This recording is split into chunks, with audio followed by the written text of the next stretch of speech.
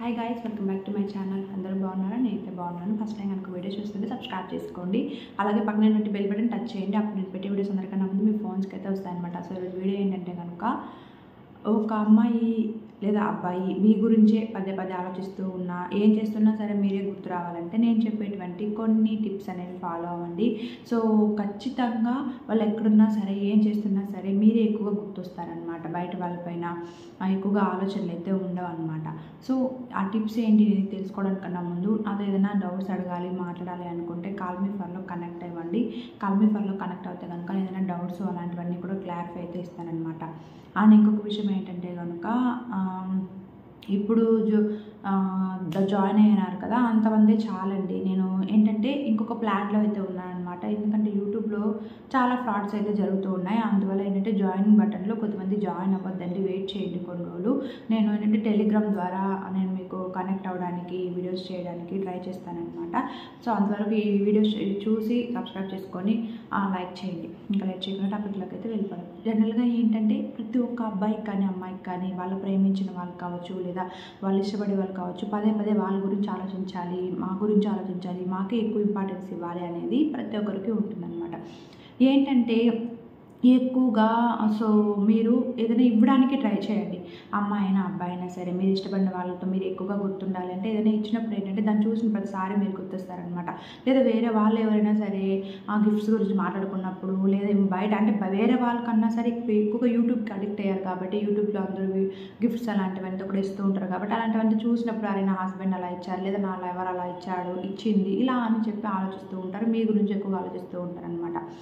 And ఇంకొకటి ఏంటంటే ఎక్కువగా వాళ్ళతో మరీ ఎక్కువగా దగ్గర ఉండడానికి ట్రై చేయకండి. ఎందుకంటే ఏదైనా అంటే మాట్లాడినప్పుడు కానీ ఎక్కువగా అంటే డిస్టెన్స్ అనేది మెయింటైన్ చేయాలి. మరీ ఎక్కువ డిస్టెన్స్ అనేది మెయింటైన్ చేశారనుకోండి రిలేషన్ అనేది పాడవుతుంది అనమాట. మనకేంటి రిలేషన్ స్ట్రాంగ్గా ఉండాలి, మన గురించి ఎక్కువగా ఆలోచించాలి. కాబట్టి ఏం చేయాలంటే మీరు ఇప్పుడు మాట్లాడుతూ ఉన్నారనుకో, ఏదైనా వర్క్లో ఉన్నప్పుడు తర్వాత చేస్తాను అని చెప్పి పెట్టేయడం అలా ఒక్కొక్కసారి అంటే ఎప్పుడు కాదు, ఇది మళ్ళీ డేంజర్ అనమాట. గొడవకు వస్తుంది. ఎందుకంటే నేను మాట్లాడుతూ ఉంటే నువ్వు కావాలనే పెట్టేస్తున్నావు అన్నట్టుగా గొడవలకు వస్తాయన్నమాట. అప్పుడప్పుడు ఇలా పెడితే ఏంటంటే సో మీ గురించి ఆలోచించడం కానీ అలాంటివి ఎక్కువగా చేస్తారనమాట.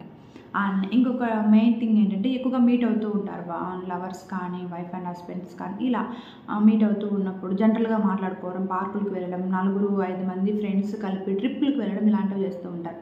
బేసిక్గా వాస్తవం చెప్పనా, 10 మంది 20 మందితో అలా ట్రిప్పులకు వెళ్ళి బాగా ఎంజాయ్ చేసే వాళ్ళకన్నా కూడా ఇద్దరం వెళ్ళి హ్యాపీగా మనస్ఫూర్తిగా మాట్లాడుకుంటూ వాళ్ళిద్దరి మధ్య ఇంకెవరు రాకుండా ఉండే వాళ్ళు ఎక్కువగా హ్యాపీగా ఉంటారు, మనసుకి తృప్తిగా ఉంటుంది.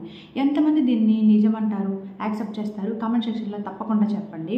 ఇప్పుడు అనుకోవచ్చు మేము బయట అందరితో వెళ్తే డ్రింక్స్ తీసుకోవచ్చు, ఎంజాయ్ చేయొచ్చు అని చెప్పి. అలా కాదు. ఒక అమ్మాయి అబ్బాయి సపరేట్గా వెళ్ళి చూడండి, మనసుకి ఎంత హాయిగా ఉంటుంది. ఈ ప్రపంచంలో ఎవ్వరూ వద్దు, నువ్వు తప్ప, నువ్వు ఉంటే నేను చిన్న గుడిసెలైనా కూడా హ్యాపీగా ఉంటాను అనే ఫీలింగ్ అయితే మీకు వచ్చేస్తుంది అనమాట. అలా మీరు మీట్ అయినప్పుడు ఏంటంటే ఎక్కువగా కిస్ చేయడం కానీ ఇలాంటివి జరుగుతూ ఉండొచ్చు. కాకపోతే ఎక్కువగా మీ ఒళ్ళో తలబెట్టి పడుకోవడానికి ట్రై చేయండి. ఎందుకంటే ఎవరైతే ఎక్కువగా గుర్తుండాలి, నా గురించి ఆలోచించాలి అనుకుంటారో ఆ పర్సన్ వల్ల మీరు తలబెట్టి పడుకోవడం వల్ల ఏంటంటే మీ ఇద్దరి మధ్య బాండింగ్ అనేది చాలా బాగుంటుంది. సో ఆ స్పర్శ అనేది చాలా బాగుంటుంది. కాబట్టి మీరు ఎక్కువగా వాళ్ళకి గుర్తుంటారు. అలాగే పదే పదే మీ గురించి ఆలోచిస్తూ ఉంటారనమాట. అందరికీ ఉంటుందండి, నా గురించి ఆలోచించాలి, నా గురించి ఎక్కువగా కేర్ తీసుకోవాలి ఇలాంటివన్నీ.